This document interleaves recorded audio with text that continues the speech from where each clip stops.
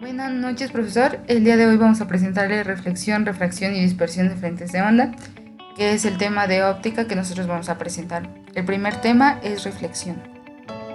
Este consiste en el cambio de dirección de una onda al entrar al contacto con la superficie que separa dos medios diferentes. Los tipos que tiene este tipo de reflexión es la regular o especular y la difusa. La regular o especular es aquella que es la superficie pulida y regular. Eso quiere decir que no hay muchas imperfecciones, por lo tanto experimentan un cambio de dirección sin cambiar de medio de propagación. Como en la imagen se ve, las direcciones no están tan irregulares porque la superficie es plana, un poco regular. No es perfecta, pero es mejor que la difusa. Y la reflexión difusa ocurre cuando la superficie impactada es rugosa o irregular y por ende las sendas no se reflejan en ninguna dirección. O sea, se ven difusas y por lo tanto no es lo mismo. Y son diferentes, pero pues las dos son reflexiones. Sin embargo, por este cambio de superficie es la que hace la diferencia. El ejemplo que tenemos más común en la vida real y en nuestra vida cotidiana es la posibilidad de vernos en un espejo. Como ya habíamos comentado, esta puede decirse que es la regular porque no tiene una superficie pues tan rugosa que hace que el cambio de dirección sea tan variable y por lo tanto podemos ver nuestros reflejos de la mejor manera. Esto hace que permite devolver los haces de luz hacia nuestros ojos. Quiere decir que todos estos conjuntos de rayos luminosos puedan ser reflejados al mismo tiempo, pero sin tener esa irregularidad. Hay algunos espejos que son diferentes, pero los más cercanos hacen pues alusivo a este tipo de reflexión. El segundo punto es la refracción. Esto consiste en el fenómeno por el cual la luz que se propaga en forma de onda cambia de velocidad al pasar de un medio material a otro distinto. Esto solamente se produce cuando se cumple que la onda incida oblicuamente en la superficie de separación y si tienen índices distintos.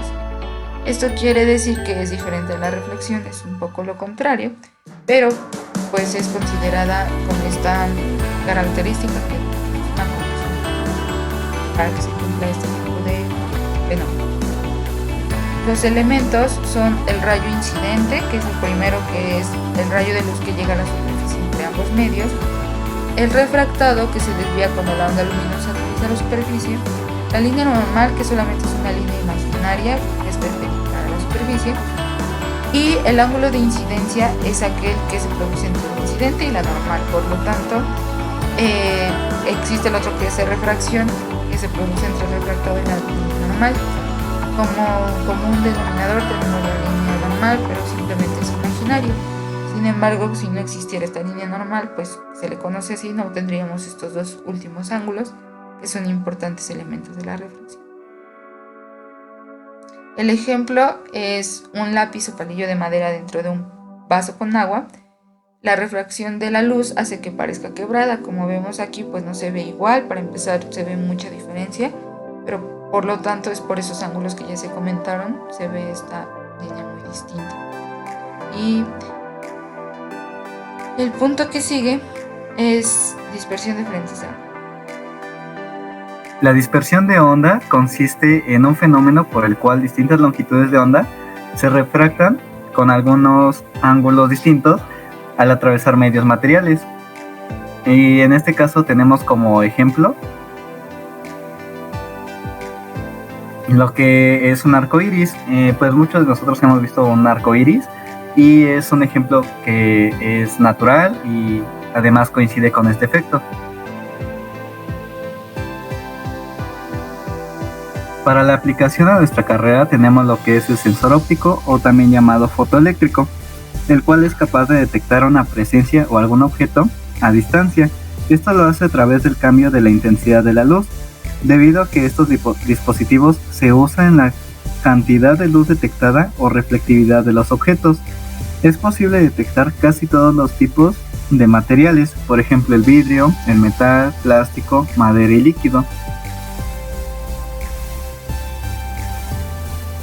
Posteriormente tenemos las partes, las cuales son las fuentes, el receptor, los lentes y el circuito de salida. Iniciando con lo que es la fuente, esta se encarga de originar o emitir un haz de luz, el cual es comúnmente un LED, y para la mayoría de los casos se prefiere la luz infrarroja, ya que emiten un mayor porcentaje de luz y además disipan menos calor. Procedemos con el siguiente, que es el receptor. El receptor es el encargado de recibir el haz luminoso de la fuente. Este usualmente es un fotodiodo o un fototransistor.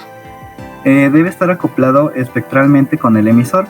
Esto significa que el fotodiodo o el fototransistor que se encuentra en el detector debe permitir mayor circulación de la corriente cuando la longitud de onda recibida sea igual a la de LED en el emisor.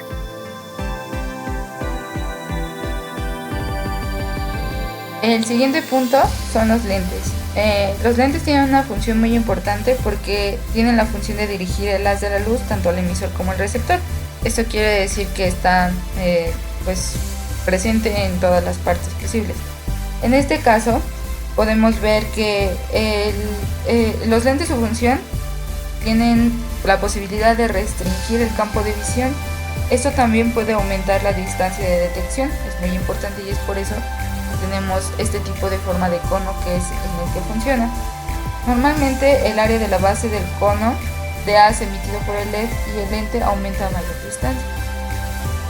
Utilizando un lente se puede generar un cono muy estrecho, lo que esto, como ya lo había comentado, pues va a dar un alcance más a la distancia para poder detectar el objeto.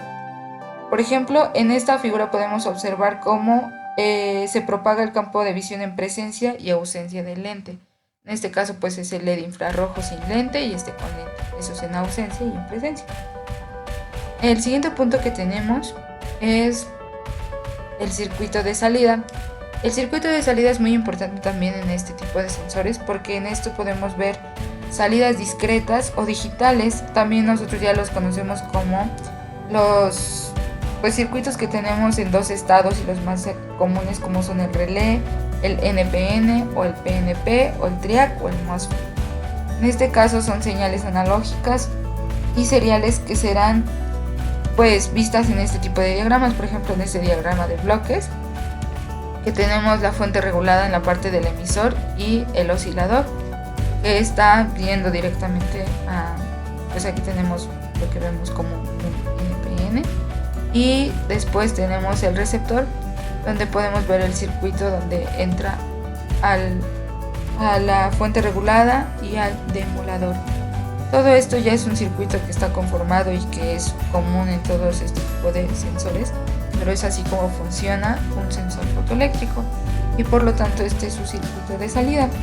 Aquí la fuente de alimentación es la que suministra la potencia necesaria para el funcionamiento del detector, y en el regulador de voltaje se ajusta y mantiene los niveles de tensión utilizados por el resto del sensor.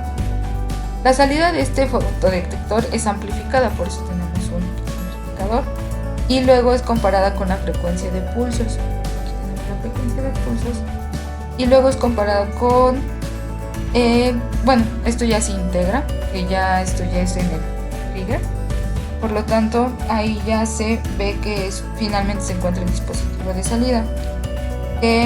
Para este diagrama corresponde a un sensor de salida discreta, por lo tanto puede ser como habíamos comentado, puede ser un NPN o un PNP, un TRIAC o un MOSFET, eso ya cada fototransistor.